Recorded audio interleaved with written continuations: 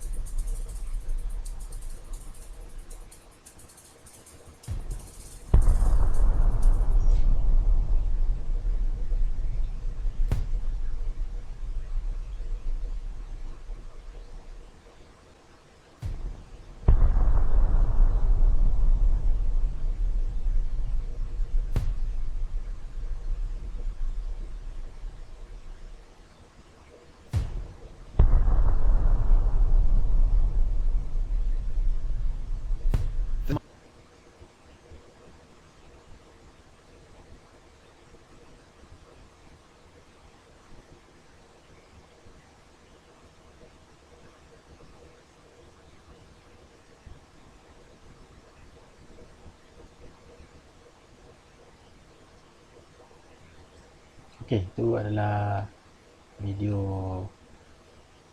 solution tadi Okey, kita tengok pula kenderaan berkuasa diesel. Okey, enjin diesel juga dikenali sebagai enjin pencucuk mampatan, di mana ia tidak menggunakan palang pencucuk. Dia tiada palang pencucuk, jadi bahan bakarnya pun berbeza, iaitu diesel. Kalau kita pergi petrol pump, kita dah nampak lah, petrol diesel berbeza-beza. Ini contoh kegunaan enjin diesel lah. Kalau biasa mungkin genset ataupun generator, biasa dipakai menggunakan enjin diesel lah. Tetapi biasanya genset yang jenis yang besar-besar lah, memerlukan kuasa elektrik yang besar, jadi menggunakan enjin diesel yang lebih besar lah. Kalau genset yang biasa-biasa mungkin pasar malam, biasanya menggunakan enjin petrol sajalah. Okay, biasa juga kalau pada kenderaan, contoh macam lori lah, biasa kita nampak ada lori, kebanyakan lori biasa menggunakan enjin diesel. And then 4x4 juga ada jenis yang petrol, ada juga jenis yang menggunakan enjin diesel. Dan kebanyakan 4x4 ni kebanyakan sekarang banyak enjin diesel lah, di mana sebab dia enjin diesel ni mempunyai torque ataupun kuasa yang agak besar lah. Sebab tu dia sesuai digunakan untuk kerja-kerja berat macam lori bawa barang, enjin 4x4. Sebab 4x4 biasanya kegunaannya off-road, maksud di atas luar pada jalan raya. Okay, ini adalah contoh lah, lebih kurang gambaran sebagai sebuah enjin diesel, di mana kalau kita secara fizikal kita nampak beza sedikit sajalah. Okay, kita tengok sedikit video yang saya ambil daripada YouTube. Kita saya buat daripada YouTube berkenaan dengan enjin diesel. Tengok bagaimana enjin diesel ni berfungsi. Ini adalah keratan lintas bagi sebuah enjin berkuasa diesel lah. Macam komponen dia, injector, connection rod, piston, ada combustion chamber. Okay, masa intake suction stroke ataupun masa jamak pengambilan, tengok apabila piston tu dia akan bergerak ke bawah, di mana pada sini ada dua valve, iaitu intake valve dan juga exhaust valve. Intake valve akan terbuka manakala exhaust valve akan tertutup semasa lejang pengambilan. Ini berlaku. Piston akan bergerak ke bawah, di mana akan menghasilkan vacuum di dalam silinder, dan bila intake valve terbuka, jadi udara di luar akan disedut masuk ke dalam ruang silinder lah, sampailah bisa sampai ke bawah, dan intake valve akan tertutup.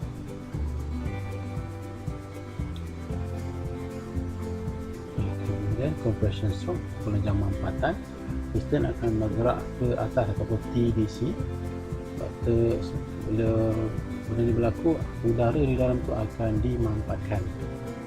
Okey, sebab tu berlaku yang mampatan ni, kedua-dua valve akan tertutup lah. Dan bila dimampatkan ni sehingga letak ratio tu 12:1 sehingga ke 22:1. Sebab ratio ni agak tinggi bagi enjin diesel. Apabila udara dimampatkan, suhu di dalam gerbong pembakaran akan menjadi tinggi, sebabkan udara mampat macam kita pump basikal pakai pump kaki dan pump tangan tu, lama-lama dia akan panas macam tu lah. So waktu tu pemancit akan memancitkan diesel ke dalam ruang pembakaran. Bila memancitkan bahan api diesel tadi, dia akan maka terbakarlah dia punya bahan api tadi, campuran udara sekali.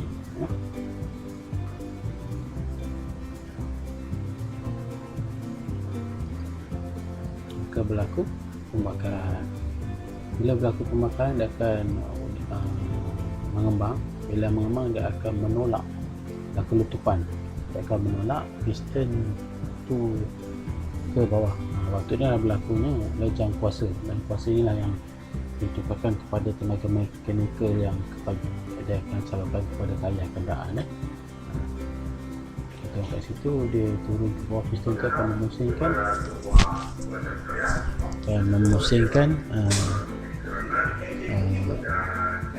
crankshaft.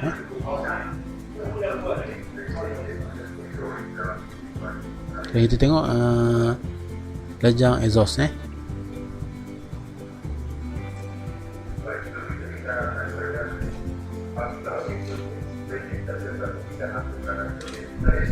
Okay, sebab tu lejang exhaust ni, okay, valve exhaust akan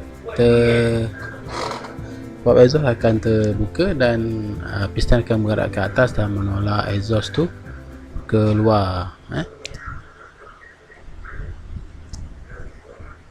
yang pergi ke exhaust. Okay, kita nampak kalau diesel exhaust dia asap exhaust dia berwarna hitam lah. Ini secara ringkas mengenai enjin diesel. Boss rod adalah enjin diesel. Ini gambaran yang laju sikit lah.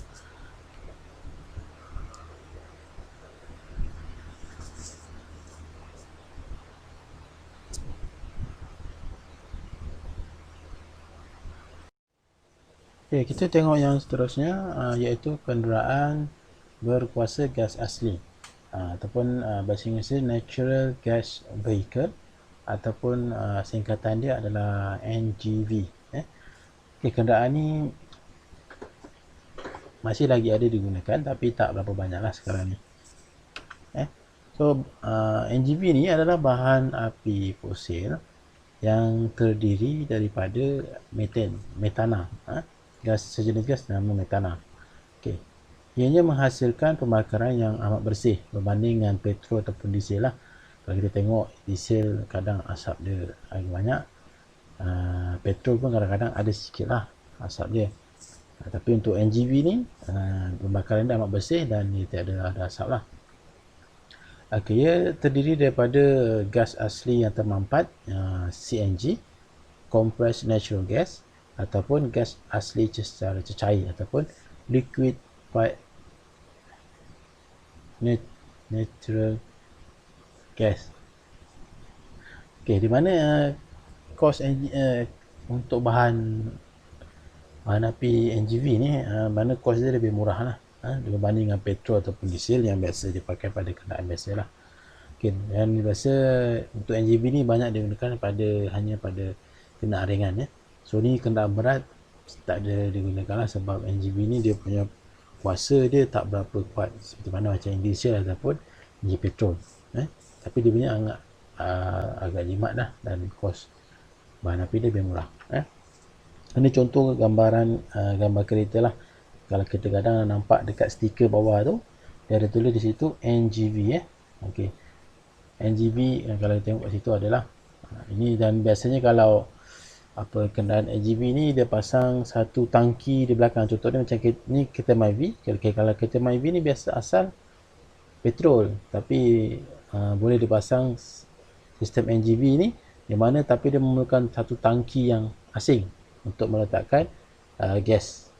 Dia tak boleh menggunakan gas tangki yang asal petrol tu lah, tapi still menggunakan tangki tambahan. Kerana kalau tengok saiz dia memang agak besar lah. Kalau untuk Myvi maksudnya kalau dah pakai ni, bonet tu dah tak boleh guna lah, dah tak barang susah sikit lah. So, kalau biasa kalau kenderaan yang besar sikit mungkin ada ruang lah. Kita tengok pula kenderaan berkuasa gas petroleum cecair ataupun LPG, liquefied petroleum gas. Dia hampir sama macam yang tadi itulah NGV. Ini cuma beza sedikit lah, sebab jenis gas saja yang berbeza.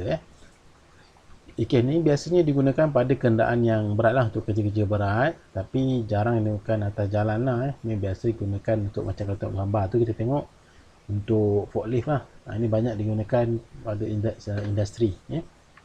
Kenapa? Sebab dia punya kos pembuatan dia agak mahal. Sebab sistem dia berbeza sedikit dengan NGV, sebab NGV dia boleh add on ataupun tambah pada kenderaan petrol. Contoh tadi lah macam Myvi tadi kan. Tapi yang ni kos untuk LPG ni dia punya kos pembuatan dia mahal. Sebab tu jarang-jarang digunakan pada kenderaan pengangkutan ataupun kenderaan persendirian yang biasa lah. Okay, dan dia memerlukan tangki yang khas. Sebab ni tekanan NGV dengan LPG berbeza sedikit. Jadi LPG ni dia perlukan tangki. Boleh tahu saya tu gambar tu lain sikit lah. Okay, satu lagi dianya gas asli ni perlu disejukkan sehingga suhu negatif 260 darjah Fahrenheit untuk menukarkannya kepada cecair. So di mana disimpan dalam tong tangki dia tu dalam bentuk cecair, and then bila dikeluarkan digunakan pada enjin dia tu, dia akan keluar dalam bentuk gas lah. So yang ni sebab tu dia memerlukan tekanan yang agak tinggi lah untuk disimpan dalam tangki tersebut. Okay, kita tengok pula kenderaan elektrik ataupun electric vehicle, dan nama pendek dia biasa dipanggil EV. Okay, apa di EV ni? Kenderaan yang menggunakan kuasa elektrik daripada bateri lah, bagi menggerakkan motor elektrik. Dia tak pakai enjin macam yang sebelum ni lah. Sebelum ni semua ada enjin petrol, DC dan sebagainya. Tapi EV ni menggunakan motor elektrik yang sangat kuat sebenarnya.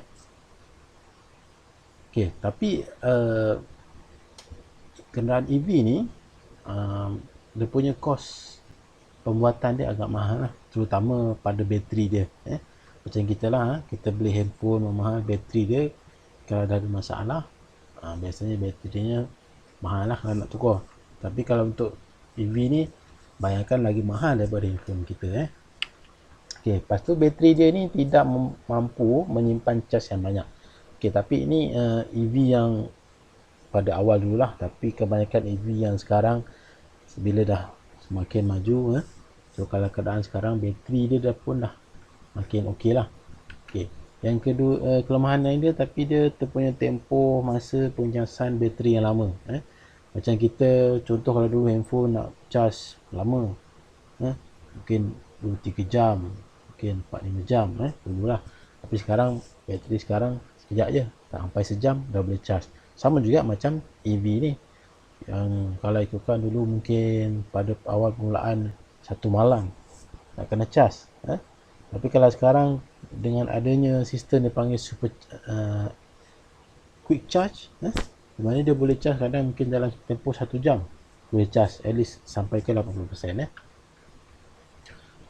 Kenderaan elektrik ni dia yang menggabungkan, ada juga yang selain tu dipanggil hybrid lah. Hybrid ni dia menggunakan bahan api, iaitu satu enjin lah, dan juga elektrik motor, dikenali sebagai hybrid tadi tu. Ya, ini ada juga lah contoh macam kereta pernah dengar Toyota Prius, itu sistem hybrid lah, kereta hybrid. Kalau macam EV ni kat Malaysia tu jarang ada lagi lah, sebab kereta dia agak mahal. Hybrid boleh tahan lagi, tapi EV lagi mahal daripada hybrid. Okay, kita tengok kenderaan elektrik tadi tu, EV tadi tu. Punya sistem biasanya dia boleh charge di rumah lah, menggunakan elektrisiti rumah, di mana dia simpan bateri kebanyakan mungkin di belakang, di bawah ataupun di depan, dan motor tu dia akan menggunakan untuk memusingkan tayar dia lah. Dan satu jenama yang paling dikenali lah kalau ikutkan untuk kenderaan EV ni, model Tesla, jenama Tesla. Tapi Tesla ni harga dia bukan murah lah. Kalau bayangkan kalau kita nak beli, mungkin tengok dululah, sebab dia harga dia 900,000 kalau di Malaysia.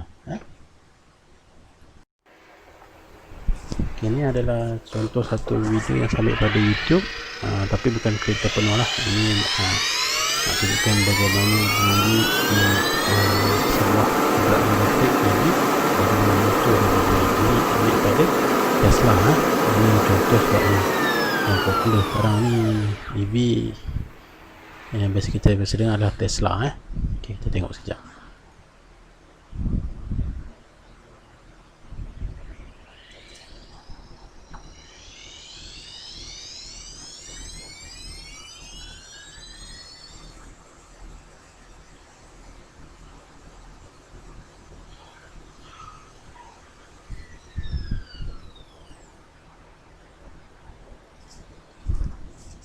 Okey, itu dia video mengenai bunyi motor elektrik untuk EV ni. Bunyi dia lain sikit lah daripada biasa kita dengar untuk enjin petrol ataupun diesel. So bunyi dia agak nyaring, dan dia kalau ikutkan kat sini dia tiada menggunakan gearbox. Yang seperti mana kalau gear petrol diesel ada gearbox auto ataupun manual. So kalau elektrik ni dia berbeza sikit. Kita tengok pula tadi kita dah tengok klasifikasi mengikut enjin dan berbagai jenis enjin lah. So selanjutnya kita tengok klasifikasi mengikut kegunaan pula. So kegunaan kenderaan macam-macam lah. So yang pertama klasifikasi dia kenderaan penumpang. Kenderaan penumpang ni kenderaan yang biasa kita pakai lah sebagai yang kita jalan macam kereta biasalah, kereta yang kita pakai hari-hari lah maksudnya. Bas semua tahulah, bas untuk membawa ramai penumpang. So ni ikut klasifikasi yang lain lah.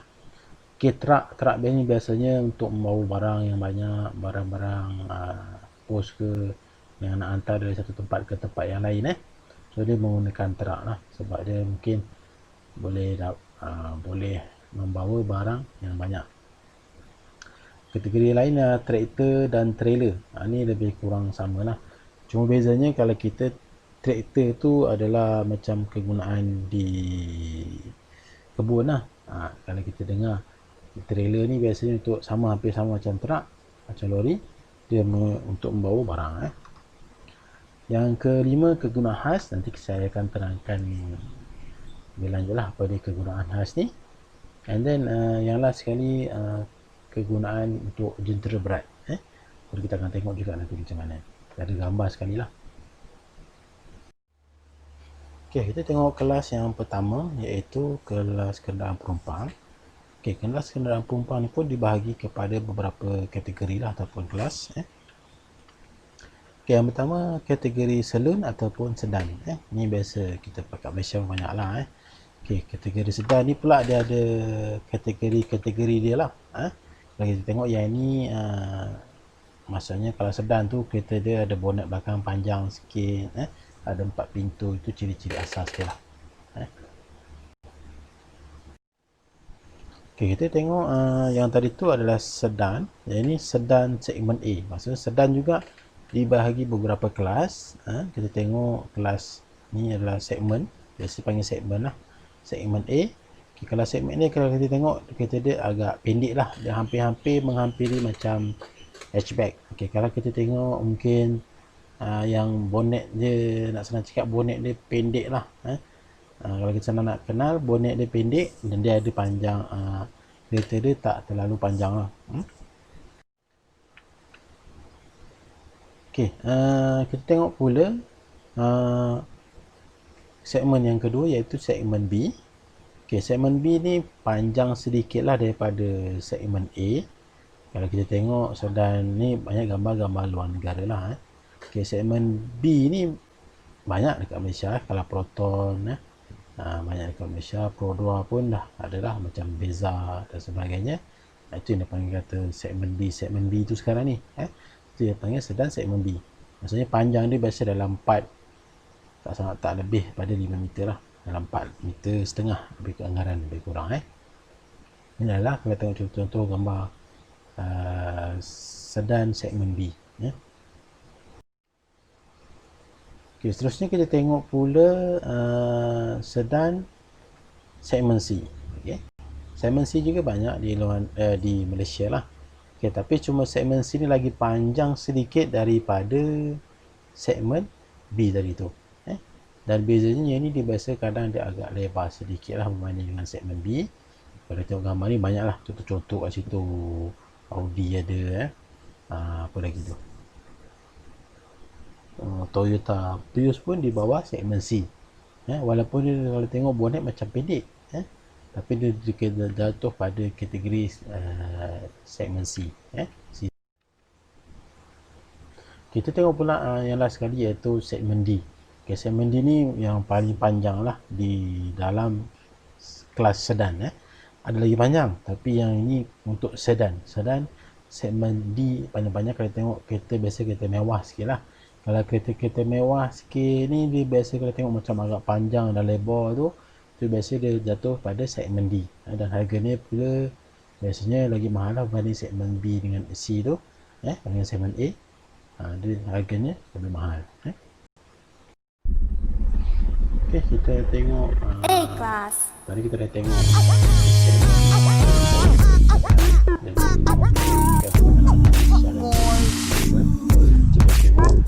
untuk segmen A dan sampai seterusnya lah. Okay, video ni saya ambil pada YouTube ni, kalau tengok pun tulisan pun ini yang saya search daripada Rusia maybe.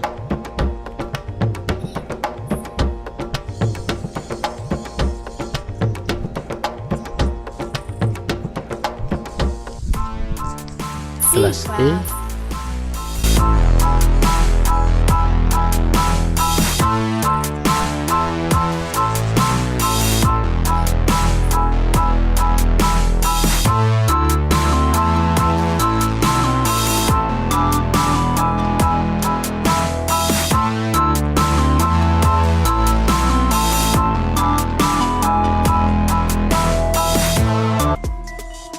D class.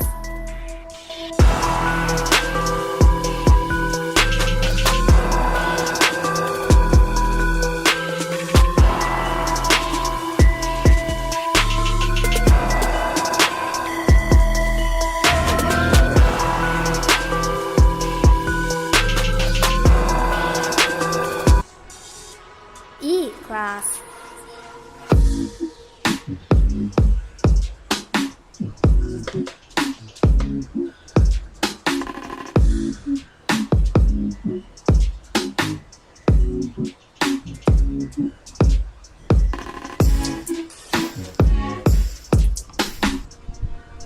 F class.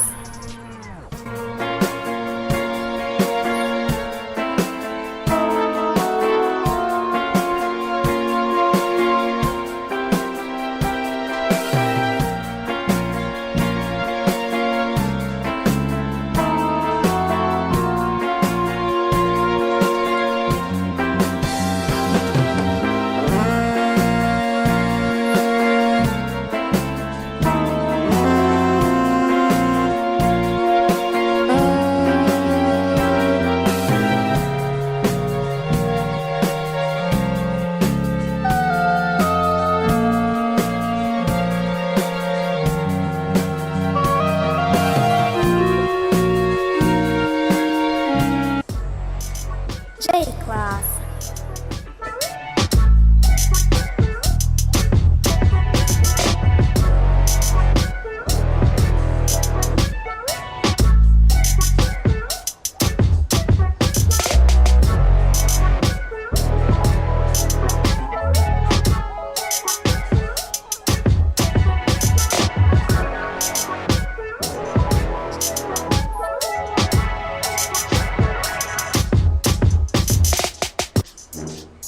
M class.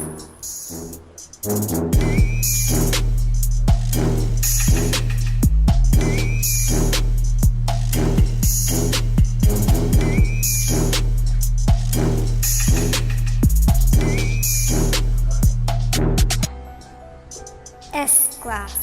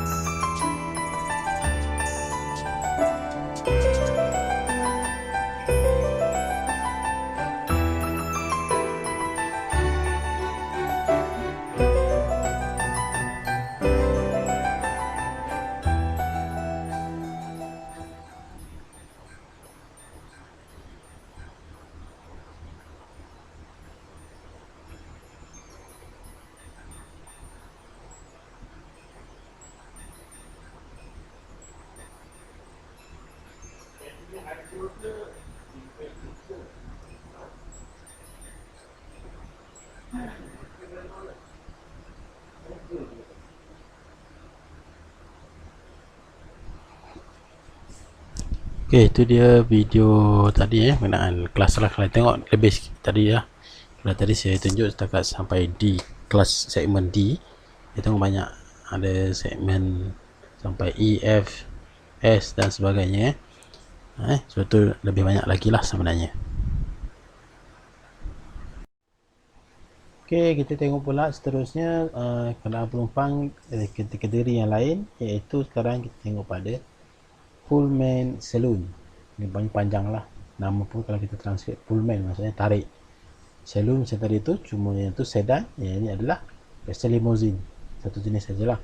Yang ini biasa jarang-jarang lah dipakai atas kenderaan sebab ini biasa bila ada kegunaan tertentu lah. Macam biasanya mungkin kita biasa tengok dekat TV tu artis-artis pergi dekat apa malam-malam terima anugerah dan sebagainya tu ada pakai limousine macam ni lah. Biasa kalau tengok kita masuk dalam tengok belah dalam dia, ruang dia memang agak panjang tapi tinggi dia masih lagi macam tinggi kereta biasa. So dia panjang, dia letak macam-macam dalam tu.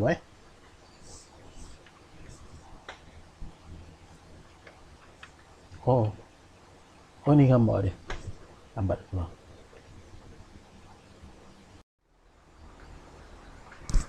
Okay, tadi kita dah tengok limousine gambar dia. So ini kita tengok video sikit tentang limousine ni. Tengok bahagian luar dan dalam ni lah. Kalau tengok gambar ni, limousine hitam ni agak panjang. Kalau tengok dan saya akan skip sikit-sikit lah dia punya video dia.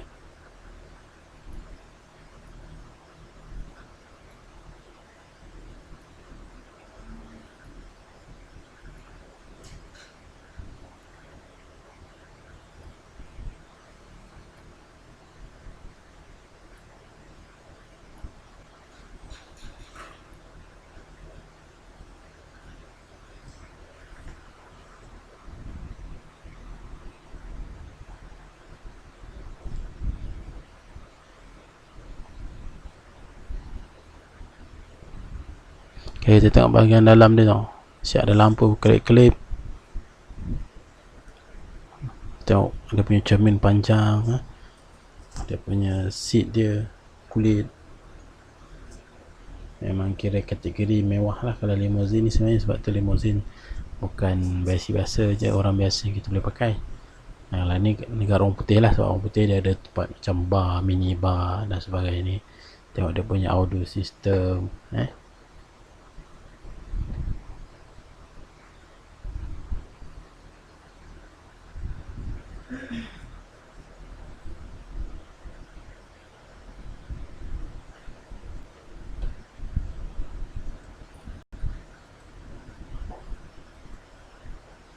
Macam-macam lah kalau kita tengok limousine tu.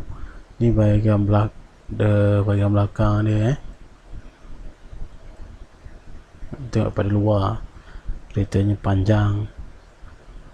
Ni jenama apa? Lincoln. Ni luar negara punya lah, Malaysia tak ada lah. Okay, itu sajalah kalau kita tengok pada limousine ni.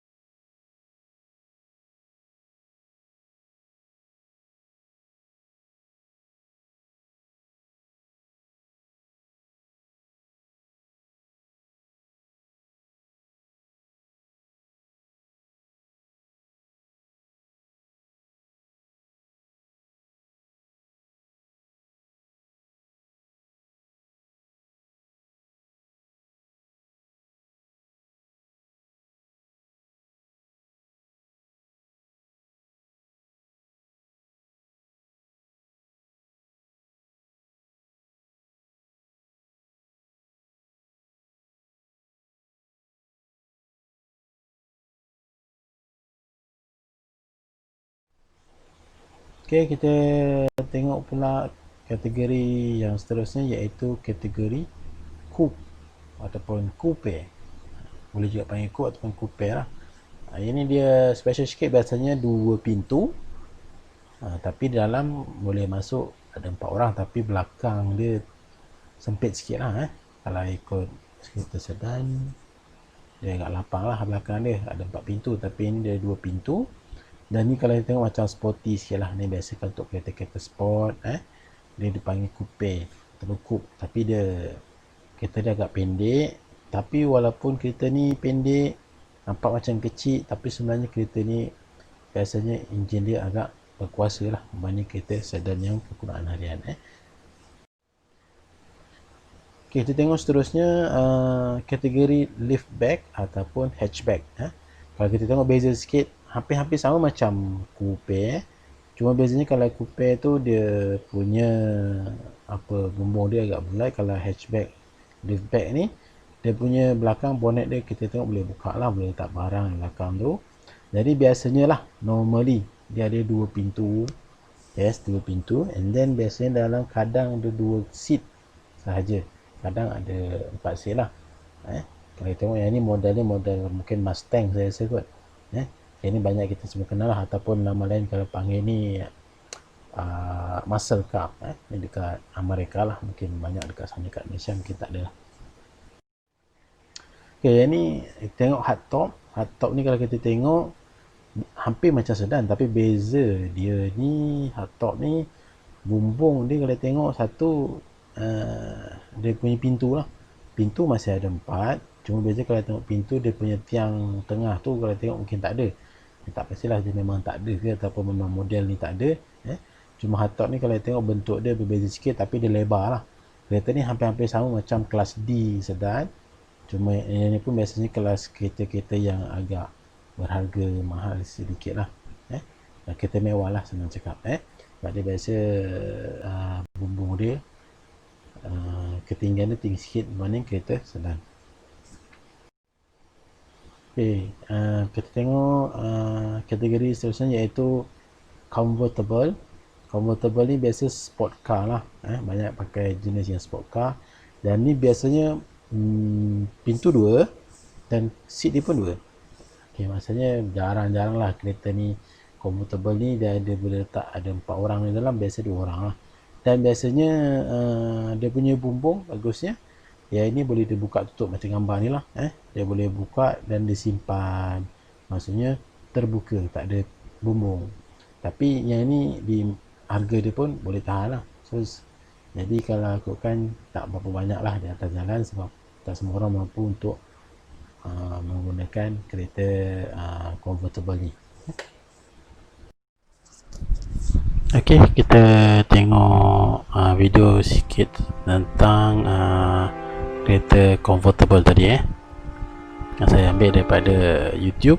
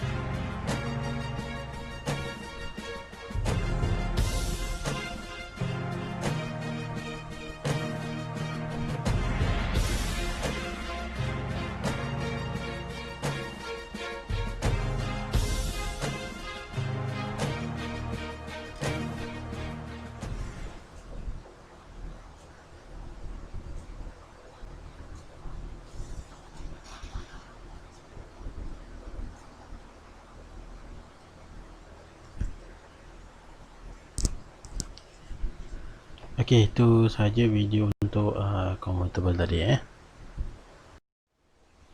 Okey, kita tengok kategori seterusnya iaitu pickup. Pickup ni kalau Malaysia banyak lah. So ni kalau tengok gambar ni apa, Hilux Hilux. Tapi special sikit Hilux ni, kalau tengok tak macam Hilux yang biasa kita nampak atas jalan. Sebab ni dah merifat cantik lah So ni kalau pickup ataupun 4x4 lah biasa kita panggil ni. Kalau orang kata panggil truck pickup, kalau kita kat sini biasa panggil 4x4 So 4x4 ni biasa dia boleh pakai atas jalan raya biasa boleh, off-road pun boleh. Off-road maksudnya di luar jalan tar lah, boleh jalan batu, naik apa, masuk dalam lecak apa semua lepas tu naik atas batu ke apa ke, dia boleh. Maksudnya pickup ni memang kuat lah, dan biasanya dia di belakang dia boleh letak barang dan sebagainya untuk angkut-angkut barang dan sebagainya lah, boleh bawa apa-apa saja. Kita tengok kategori yang seterusnya iaitu wagon ataupun van lah. Van dan wagon ni dia jatuh dalam kategori yang hampir sama, cuma kalau wagon ni kita tengok dia panjang, lagi panjang daripada sedan biasa, dan kita tengok dia nak kata bonnet, senang cakap bonnet lah. Bonnet dia dengan tempat duduk belakang dengan bumbung ni sambung sekali. Kita dalam gambar ni, wagon ni maksudnya dia panjang, bumbung dia sampai ke belakang. Kalau macam sedan, bumbung dia sampai belakang separuh, lepas tu ada bonnet separuh. Ini bonnet dia kira bonnet dalam kereta jugalah. Dia tengok panjang wagon, dan ini biasanya pun kita pun jarang-jarang kita nampak lah ke jalan. Sebab wagon ni kebanyakan mungkin kereta-kereta lama, kereta baru tak berapa nak ada. Sebab dekat Malaysia ni kebanyakan orang minat kereta kecil, K-car, kereta kecil ataupun kelas B dengan kelas C sedan lah. Sebab yang mampu milik kebanyakan Malaysian, orang Malaysia kita. Okey, tadi kereta kita dah tengok. Tadi kereta dah tengok semua kategori kereta. Dan kita tengok sekarang kategori bas lah. Bas semua orang tahu, bas boleh membawa ramai penumpang. Ini di kategori yang agak besar lah, dan ini biasa tak ada kita guna sebagai harian kita perjalanan kita sendiri. Biasanya kita akan guna untuk cara ramai-ramai lah. Mungkin nak pergi kalau kita naik bas untuk balik kampung, untuk mungkin rombongan, jadi ramai, so perlu menggunakan bas. Ini bas masa jarak boleh masuk. Mungkin kalau yang biasa kita nampak bas mungkin yang besar boleh muat mungkin 40 orang. Kalau bas yang kecil mungkin bas mini ke, mungkin boleh masuk dalam 20 orang, mungkin separuh lah. Okay, ini truk ataupun lori lah. Truk pun boleh, lori pun boleh lah, sama je. Cuma kalau truk, lori ni kegunaan asas dia memang biasanya untuk membawa barang-barang berat, perjalanan yang jauh, tak kira lah jauh pun dekat, gunakan truk lah. Kalau tengok truk ni, truk ni truk luar negara lah saya tengok ni. Okay, kalau yang Malaysia banyak kita nampak macam truk angkat barang, trailer, angkat mungkin bawa mungkin bawa lori sampah tu pun dikira truk juga. Saya tengok yang tu bawa lori 1 tan ke, macam nak cakap kita biasa panggil lori lah. Kalau kita kat truk ni agak besar, tapi biasa kita panggil lori. Okey, kategori yang lain biasa pakai ni adalah traktor dan trailer. Okey, trailer ni bermaksud sebenar trailer ni maksudnya adalah barang yang dibawa daripada belakang lah. Itu maksudnya trailer. Kalau kita tengok traktor ni depan ni, maksudnya kalau traktor ni dia kadang kalau kita nampak dia boleh membawa barang di belakang. Ada setengah traktor ni banyak, kalau kita tengok yang biasa kita nampak traktor guna macam dalam gambar ni lah, guna untuk membajak ke, kalau ini menggemburkan tanah ke, biasa untuk pertanian banyak lah. Dan biasa traktor ni jarang-jarang kita nampak di atas jalan, sebab ni biasa dia kerja digunakan di kebun-kebun untuk buat kerja pertanian lah kebanyakan dia untuk traktor ni. Okey, kita tengok kategori kegunaan khas. Okey, kegunaan khas ni memang dah nama pun kegunaan khas. Okey, kegunaan khas ni Contoh dalam gambar ni adalah apa tu, tank ataupun kereta kebal. Ya, kereta kebal, dan kegunaan khas dia tidak guna untuk orang biasa. Okey, kereta kebal hanya digunakan kalau itu gambar ni untuk tentera sahaja. Okey, yang lain contoh macam apa, nampak macam sama macam lori ke truk, macam FRU ke kita nampak kan. Okey, yang tu kegunaan khas untuk FRU. Okey, macam polis mungkin ada lori polis. Lori macam sama macam kenderaan lori biasa, tetapi cuma dia kegunaan khas kategori dia di bawah kegunaan untuk polis. Kalau yang ini untuk askar lah. Ada kereta kebal, mungkin dia ada, kadang ada lori bawa 3 tan juga. So ni kegunaan khas untuk askar. Okey, kategori seterusnya adalah jentera berat. Okey, yang ini pun kita jarang-jarang kita nampak di atas jalan lah. Jalan atas jalan ada nampak, tapi biasa kalau contoh yang ini dia akan duduk di atas lori lah. Sebab apa? Sebab ni dia tidak jentera, dah nama pun jentera berat. Biasa dia punya body dia, badan dia solid, maksudnya berat, terlalu berat, keras. So bila terlalu berat di atas jalan, biasanya dia akan jalan perlahan. Jadi bila nak bawa jalan jauh, dia memerlukan mungkin trailer ataupun lori untuk membawanya, supaya dia boleh bergerak lebih laju lah. Sebab rolling ada trailer ni bergerak lebih laju. Okay, kita tengok ni jadual penyelenggaraan berkala. Okay, kenapa kita perlu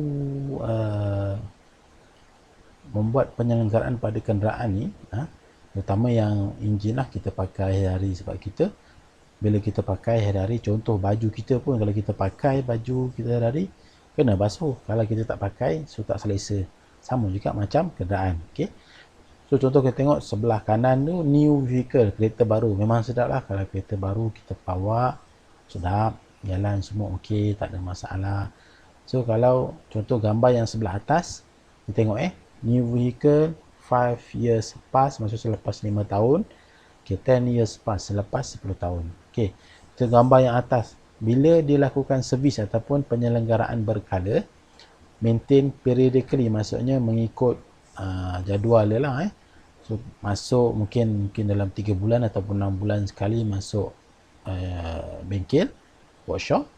So mungkin tukar minyak, tukar minyak hitam, tukar oil filter, tukar minyak brake, tukar cooler. Nanti anda akan belajar yang lebih lanjut lah apa yang penyelenggaraan berkala ini buat ni lah. Lepas tu 5 tahun dia boleh bertahan lagi. Dan kita maintain servis setiap mungkin berkala, mungkin 6 bulan, 3 bulan, 6 bulan, mungkin setahun. Mungkin selepas 5 tahun masih okey lagi, kita maintain buat servis, and then boleh tahan sampai 10 tahun. Kalau kita jaga dengan baik, mungkin dia tak ada masalah lah. Tapi kalau biasa macam tayar tu dah haus, kena tukar lah. Cuma servis yang maintenance tu mungkin 6 bulan, 3 bulan tu, itu kena buat lah. Sebab ni kalau kita tengok gambar yang sebelah bawah tu, kalau tengok gambar bawah tu, kereta baru dua-dua sama baru, tapi yang bawah tu dia tak ada servis, tak masuk servis langsung. So bila tak masuk servis ni, biasalah mungkin minyak hitam dah lama. So lama-lama minyak, kalau kita pakai lama-lama dia akan jadi pekat ataupun tak berapa elok. So minyak enjin, minyak brake, minyak gearbox, dan sebagainya. Kalau tengok gambar tu, sampai asap pun dah keluar sampai hitam. Bila masak hitam macam-macam lah, mungkin enjin ada masalah, ada bunyi macam-macam. Tapi biasalah yang paling utama kenderaan ni enjin lah. Bila tak ada enjin ada masalah, kereta walaupun cantik macam mana, kita basuh macam mana pun, kalau enjin ada masalah, memang tak boleh jalan lah.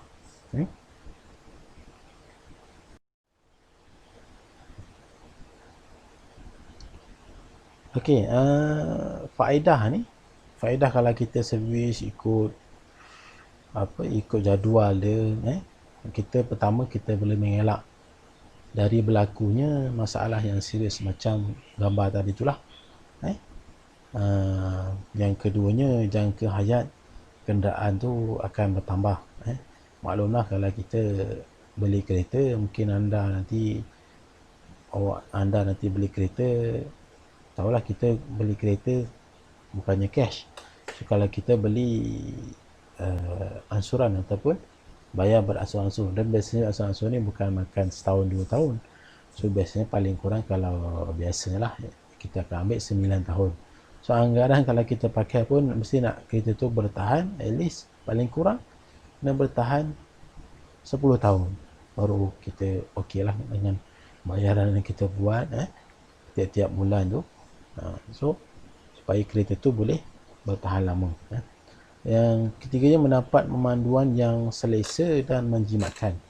Okey, kalau kita tengok, kalau kita lah macam tadi kan, baju, kalau kita pakai baju pun hari-hari kita pakai baju yang sama, kita tak basuh, kita tak servis, tak maintain, kita akan rasa tak selesa. Itu baju sebab kita pakai, kita rasa teruslah.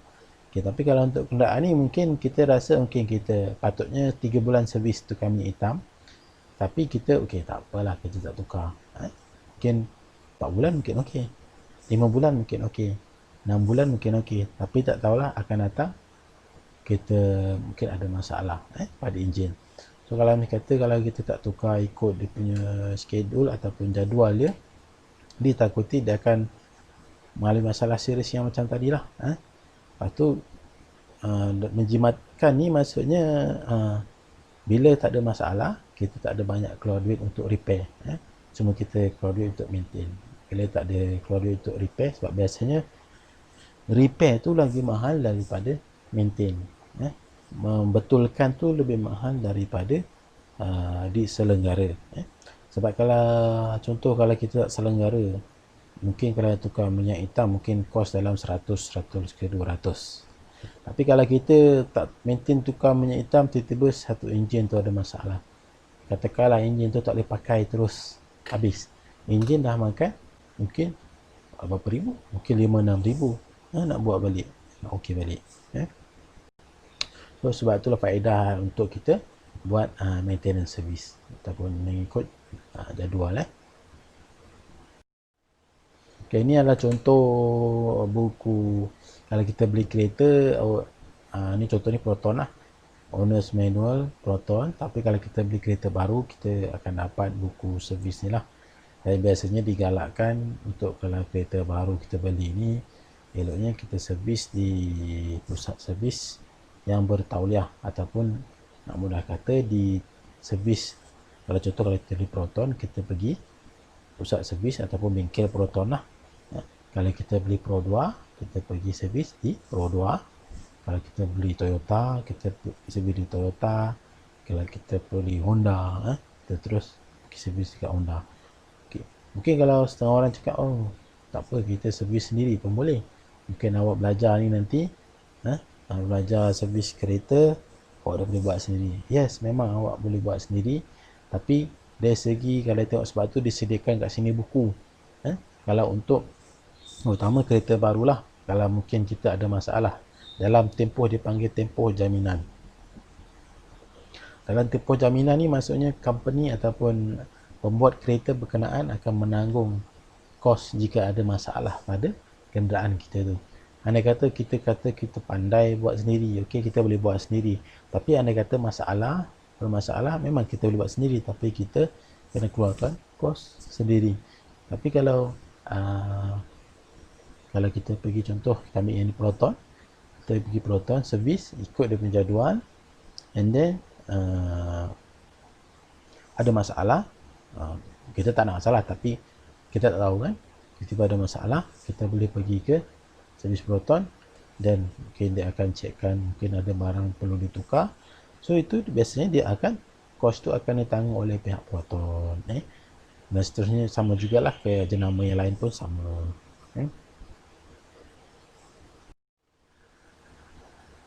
Okey, ini sedikit gambaran layout ataupun gambaran pada sistem kereta yang biasanya bahagian-bahagian yang diservis yang perlukan maintenance mengikut masa lah. Kalau kita tengok nombor 1 tu bahagian enjin. Semua tahulah wajib enjin. Enjin semua orang tahu, bila cakap enjin biasanya tukar minyak enjin ataupun biasa kita panggil minyak hitam lah, oil filter, penapis dia. Itu biasa. Itu memang kalau kita tukar sekali. Kita tengok yang nombor 2, wheel bearing. Wheel bearing tu tak termasuk wajib, tapi wheel bearing tu biasa perlu diperiksa lah. Kalau kita masuk pusat servis, dia akan periksa, mungkin ada bunyi ke, ataupun kalau perlu dia letak minyak, grease dan sebagainya.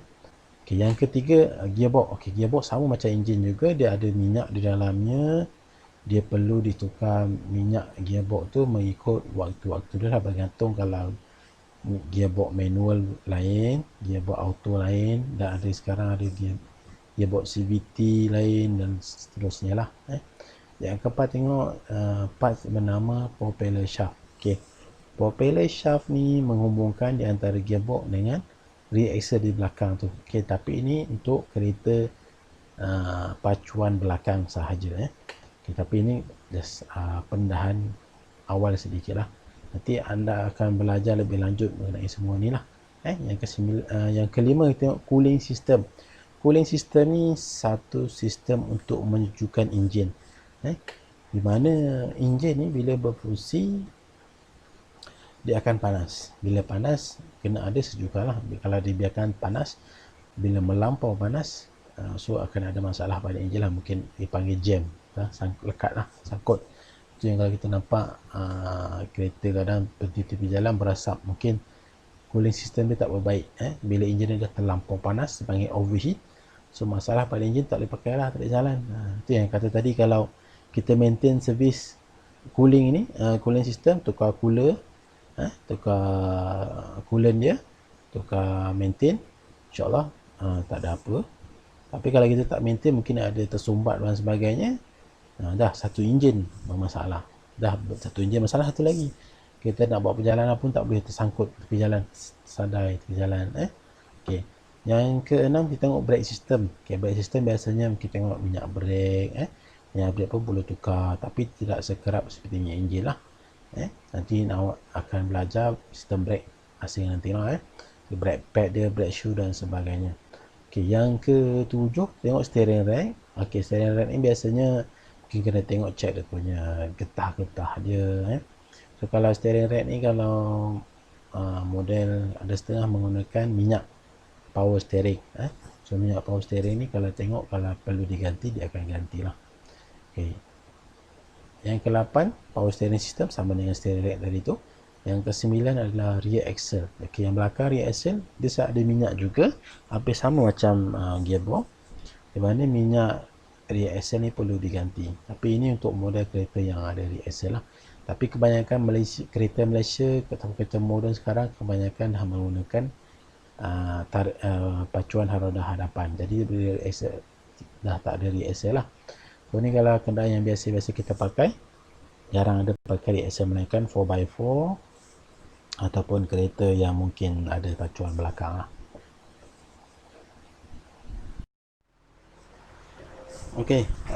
Kita tengok balik, tengok seterusnya ya. Berdasarkan slide yang sebelum tadi, kita tengok layout sistem bagi sebuah kenderaan lah yang basic. Sekarang kita tengok salah satu lah. Tengok nombor 1, enjin. Mana kalau enjin ni benda minyak yang kita perlu servis lah, maintenance yang disyorkan lah. Biasanya kelinci kita ada, biasa tengok ada kod dia lah, daripada ASE 15W40 dan sebagainya. Nanti ini kita akan terangkan lebih lanjut pada slide yang akan tajuk akan datang lah. Yang kedua, tengok tadi pada wheel bearing. Wheel bearing biasanya menggunakan minyak grease, berdasarkan kalau ni lithium base lah. Tengok pada pemukusan pada minyak grease tersebut, biasanya dia ada tulis lah. So pada gearbox, biasanya kalau contoh gear manual menggunakan minyak gear 80 W90.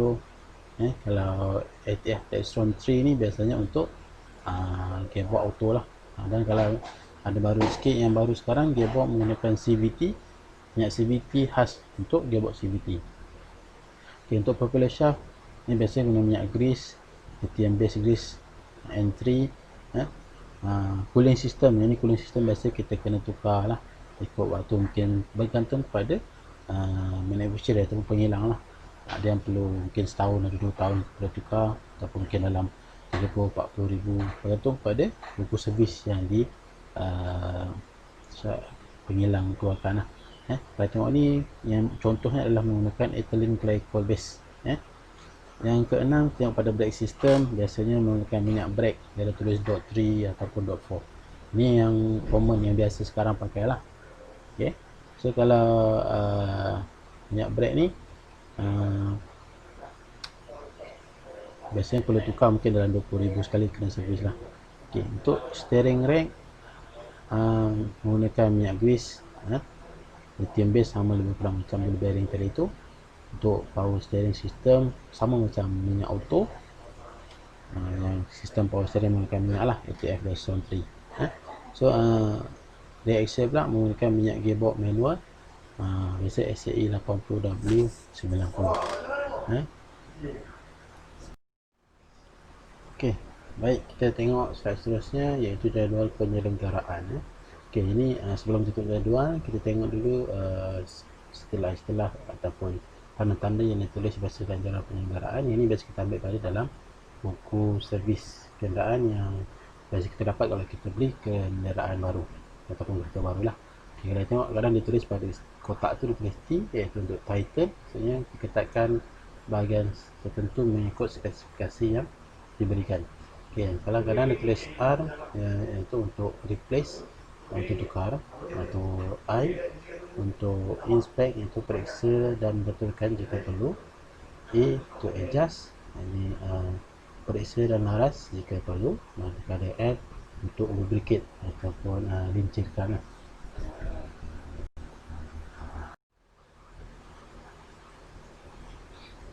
Okay, kita tengok ni jadual tadi lah. Jadual ni periodic inspection and maintenance schedule. Jadual penyelenggaraan yang biasa kita akan nampak tengok dalam buku servis kenderaan. Kita tengok ni, kalau tengok dia ada I, R ataupun ada tulis itulah, I untuk inspect, untuk periksa, R tu untuk replace atau repair, tukar atau berganti, L tu untuk pelinceran, duplicate lah. Okay, kalau kita tengok yang nombor 1 tu, contohnya lah, kita ambil nombor 1, periksa alternator drive belt untuk kesan-kesan retak, haus atau koyak, laras ketegangan 30. Kalau kita tengok situ, semua dia tulis I, iaitu inspect. Setiap kalau tengok situ bacaan odometer ataupun bulan atas tu, okay, 1000 yang pertama dia kena check. So 1000 yang pertama dia kena check inspect. Kalau misalnya kesan retak, haus dan koyak sebagainya lah. Contoh yang untuk 10,000 tak perlu buat apa. So yang 20,000 baru check balik.